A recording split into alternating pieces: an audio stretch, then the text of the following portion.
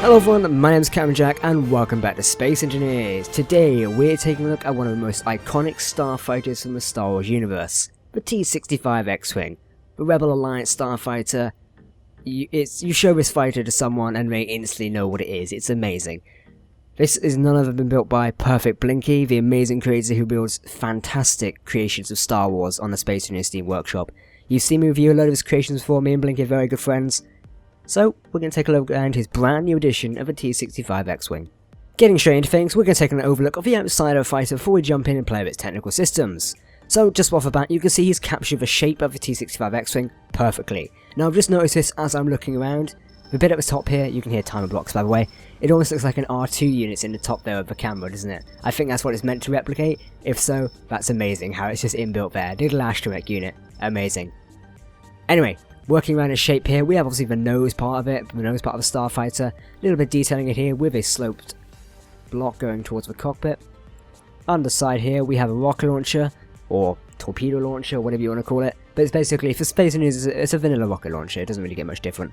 Got computer blocks under here, that's pretty cool, as well as is this a hidden antenna? Indeed, a hidden antenna hidden up in the nose, some hydrogen thrusters for stopping, cockpit is very exposed here at the bottom of it, another computer console here as well. Loads of hydrogen thrusters, air vents. So at the back of the X-Wing we obviously have the main four engines that always stick out. Notice how these lights sort of lit up pinkish to give that engine sort of feel to it. Obviously our hydrogen engines are yellow, don't really match up that well, but hey, it's a thought that counts. At the back we also have some atmospheric engines as well to help propel along, just because you know the hydrogen thrust is not always that powerful, so it's nice to have a bit of atmospheric in there sometimes. We've got one down the bottom here as well as three at the top here. And two ion engines as well, probably to help with space travel, because don't forget, X-Wings can go into atmosphere as well as space, hence why we're currently sat afloat on a planet. Looking around the wings, these are all the S-foils, should I call them, the wings basically, we can see they've captured brilliantly with the use of some slope blocks and the half blocks, and even some blast door blocks, creating this perfect wing shape running over here, as well as to the main guns over here. Obviously these split out and become, I can't remember what you call them, but it's the S-foil guns. Lock S-foils in attack position. I always remember that line from Return of the Jedi. That's one of my most favourite Star Wars battles is the the Battle of Endor. Oh, I want to recreate that sometime. Anyway, looking around here with the Gatling Guns on the end of the S-foils. Really cool, and they work as well. These guns also can lock in place, which is another awesome idea. I'll sort of show you how they work in a bit. But yeah, it's kind of the same on all four sides here, or all four S-foils should I say. Got the guns up here. Like I said, they lock in place, as well as the underside one. Moving through here, you can see these two actually might connect. In an ideal world, they would connect up and just serve the purpose to be connected, but you know, sadly we can't have that. Rotors in here, this is how the S-foils are controlled, using a connection of blast door blocks, so they're slightly bit stronger when connecting. Always a good plan. Looking at the internals of the ship, we've got a battery on top here. That's not a battery, sorry, it's an oxygen generator. For some reason I looked at 4 green dots and I thought, battery. Actually an oxygen generator here.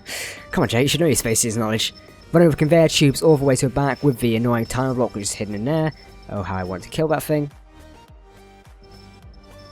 Sign block at the back as well. Another sensor block. Pretty cool, right?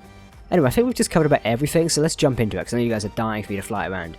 So, jumping straight in the X-Wing. That time block is extremely annoying. We've got our main controls. At the front there you can see speed.